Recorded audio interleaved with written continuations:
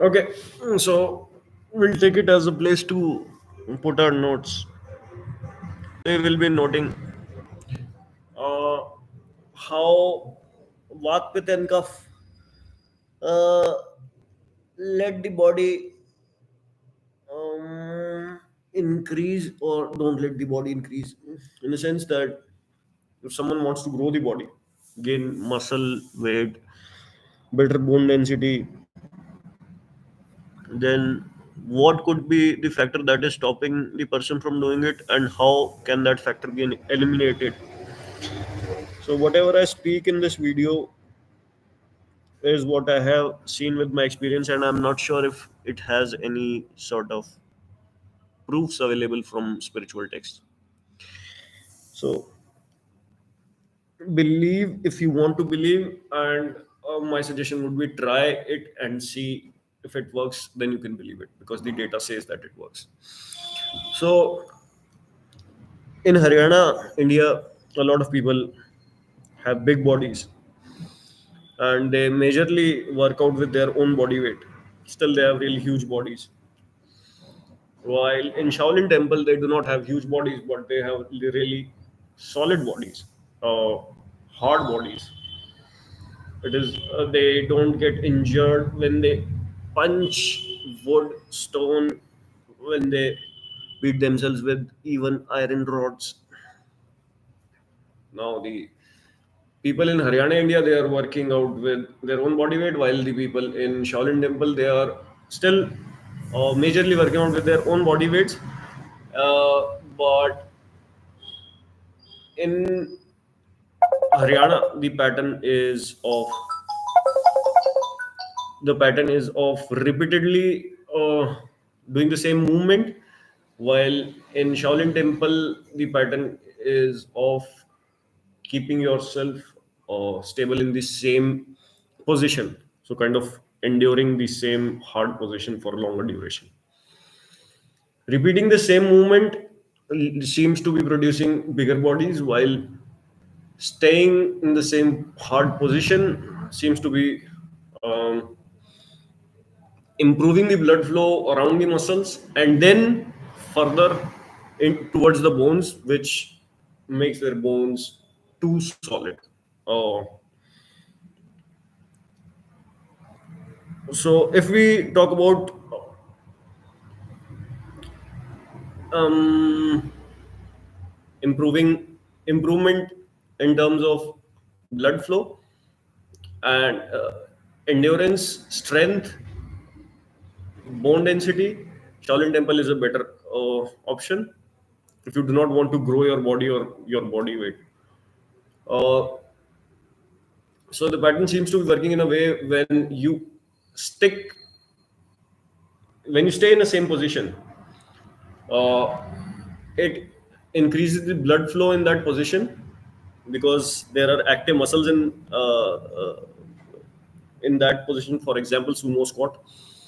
Uh, so as known by modern science, there are different types of muscle fibers: type 1, type 2, type 2A, type 2B, fast twitch muscle fibers, slow twitch muscle fibers. So when we stay in one position for a long duration of time, it seems to be increasing the blood flow first into one type of muscle fiber, secondly into the second type of muscle fiber, or any other type of muscle fiber, known or unknown. Once the blood flow is into the muscle fibers, the ligaments, tendons, whatever, the tissues, then the blood flow reaches the bone, maybe, and then it improves the bone quality. And improvement in bone quality is basically better bone density, more solid bones, solidier bones.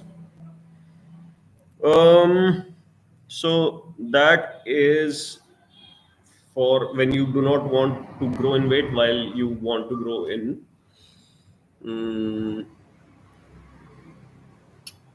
strength, specifically strength of bones as well.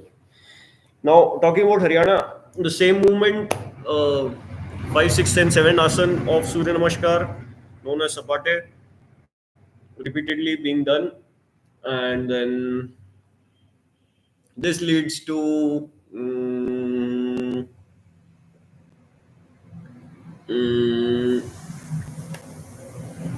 bigger bodies.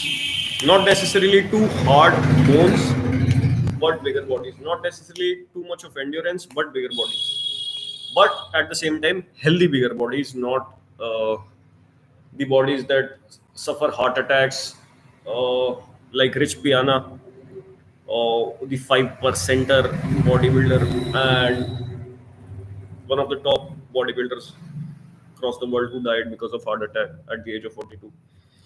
While it is known that heart attack is not a disease that humans are meant to get caught with, people can live for more than 100, 120, 130, 140 years without getting any sort of heart attack.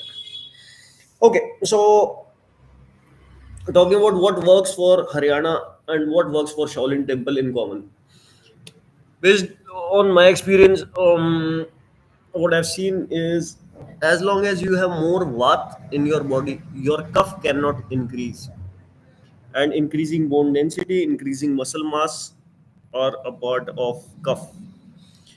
So as long as you have more Vat in the body, you cannot have more cuff.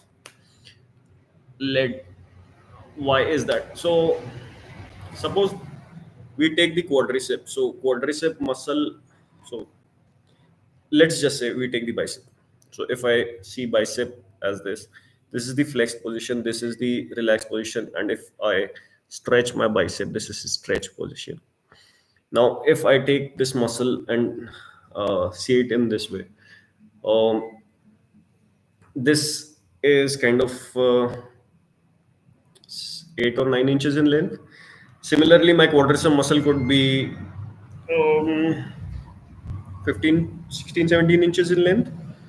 Uh, so when in a relaxed position, let's say there is a muscle which is my shoulder width in length, as long as my shoulders width.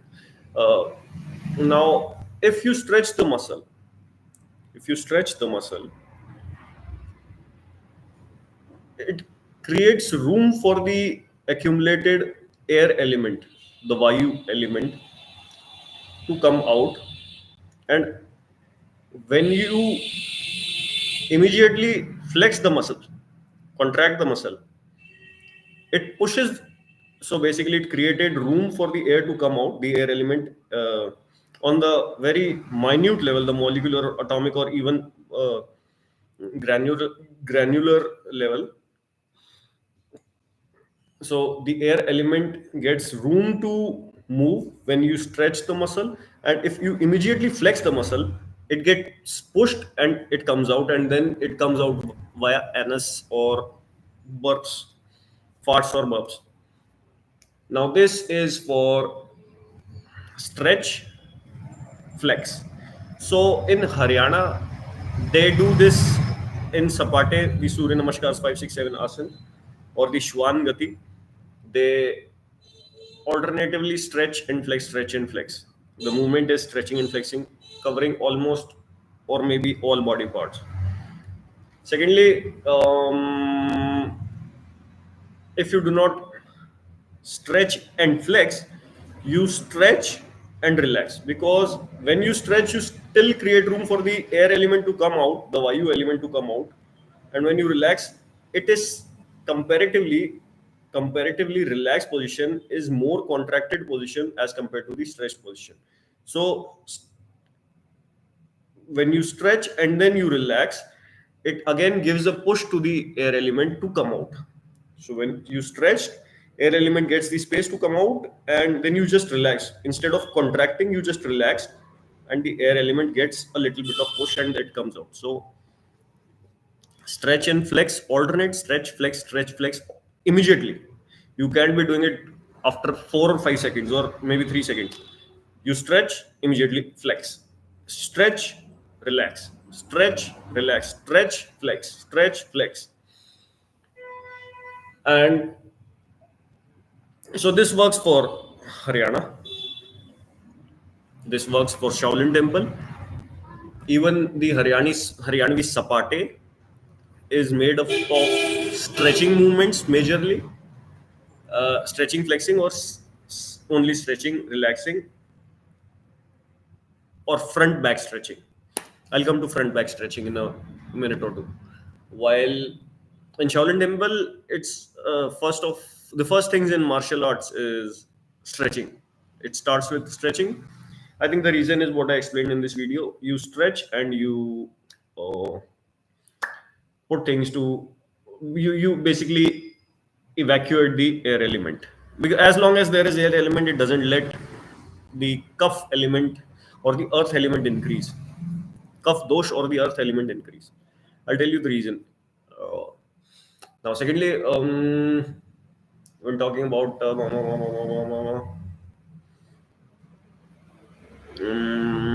yeah, so in Haryana they do front stretch, back stretch, front stretch, back stretch in the sapate, the fifth, sixth, seventh asana of Surya Namaskar. So the major reason is if you want to grow your body, you can't be having uh, uh, a chest equivalent to a 150 kgs bodybuilder and a stomach and lower back equivalent to a 50 kgs guy. So that is kind of a disease for the body.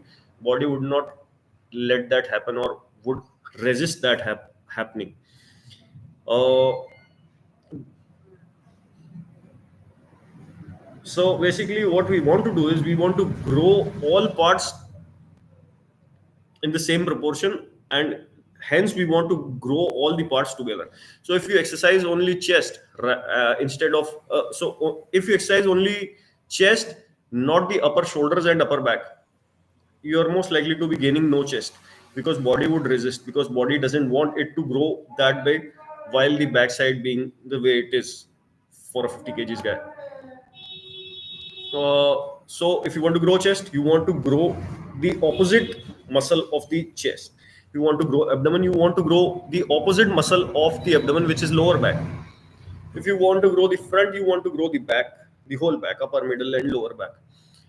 If you want to grow the upper body, you want to grow the lower body as well, because your legs cannot be equivalent to a 40 kgs guy, while your upper half is equivalent to a 170 kgs guy.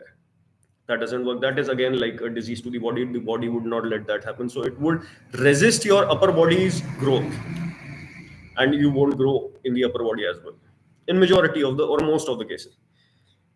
Not talking about exceptions. Now, if you have legs, uh, so if you want to grow your upper body, you want to grow your lower body as well, so you work out for legs as well. But if you work out only for your quadriceps but not for hamstrings, and again, your body cannot be growing your front leg and not your back leg. So if you want to work out if you want to grow your thigh, you want to grow your quadricep as well as your hamstring as well as your abductor and adductor, the whole thigh. And then it cannot grow the thigh but keep the calves small, then you work out the calves as well. And you cannot have a body of 160 kgs bodybuilder and a neck equivalent to a 35 kgs kid. So you want to grow your neck as well. So everything, and the same is the case for the arms. You can be growing your bicep without growing your tricep, or vice versa, and you can be growing your arms without growing your shoulders, chest, and rest of the body, because then again it goes out of proportion, which is what the body doesn't want, because it's like a disease to the body. For example, people who have polio, they have really thin legs, while the remaining body is kind of a normal body. So coming back to,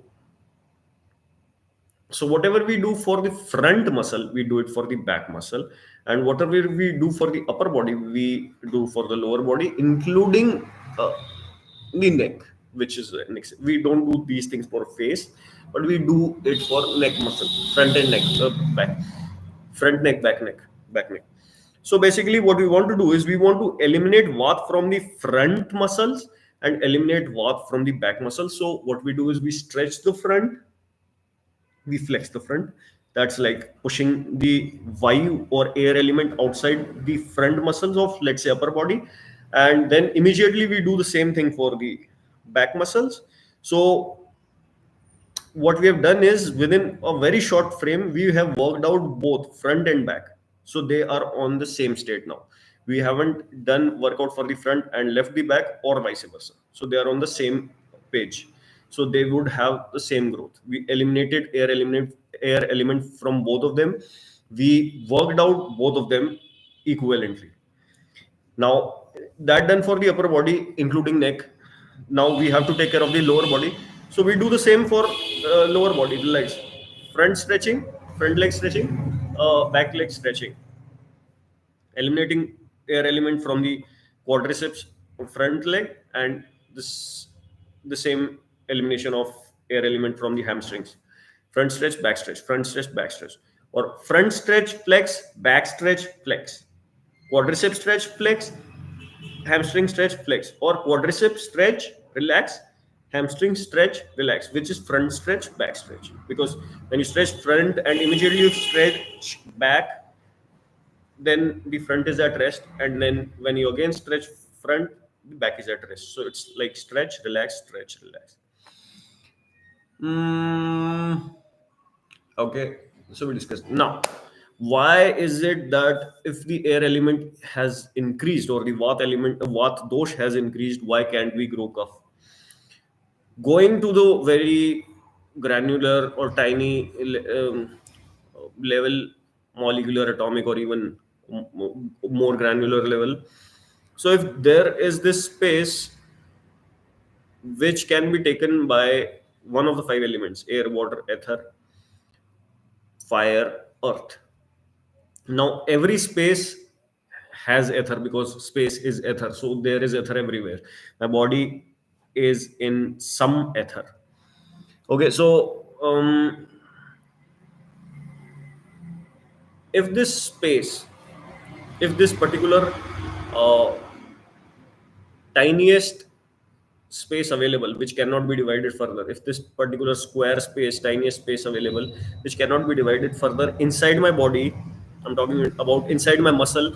If we go into the microscopic levels and we see the tiniest space which cannot be divided further, that space element, if it is occupied by air element, if there is air element residing in it, then earth element cannot enter over there.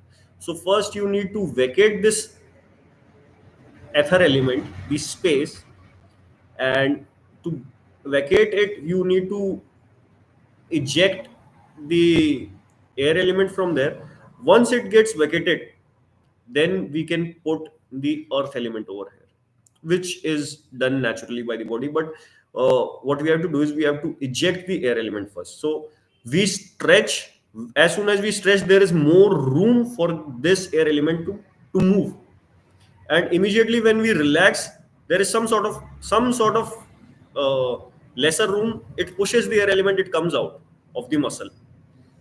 Or when we stretch, it creates rooms, and we contract, it pushes the air element, and the air element comes out. And when it comes out, the body naturally excretes it in farts or burps, or whatever natural ways it has. So when you're doing a lot of stretching in the starting days, you would have a lot of farts, or maybe burps as well, or majorly farts. It comes out of the large intestine, basically intestines. The air element comes out of the intestines. Okay, so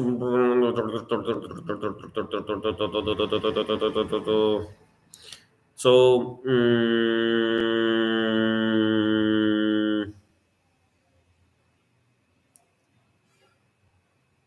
yeah, so you stretch the muscle, the air element comes out, you flex it, sorry, stretch the muscle, it gets the space to move, you immediately relax or flex it, it comes out and then gets excreted by the body with its natural mechanisms. But what happened is, in that the tiniest space, you remove the air element first, you remove the vat. So vat is made up of air plus ether. So ether was already there, air took that ether, air took that space. So that created Vata. You removed air, and you then there is empty space. Now body naturally would add earth element over there, so which would increase the solidity of your muscle or bone wherever it is happening. We took the example of muscle because we were stretching, but even in bones, uh, the air element takes space.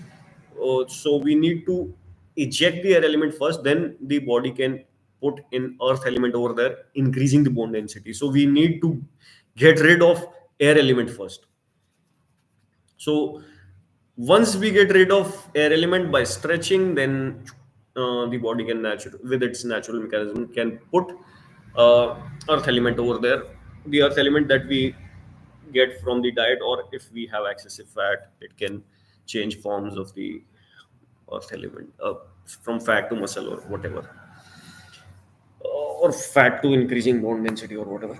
So basically, this is what is this is the logic that I think is behind what is happening inside our bodies. So stretching is therefore very important. We proved it. Okay.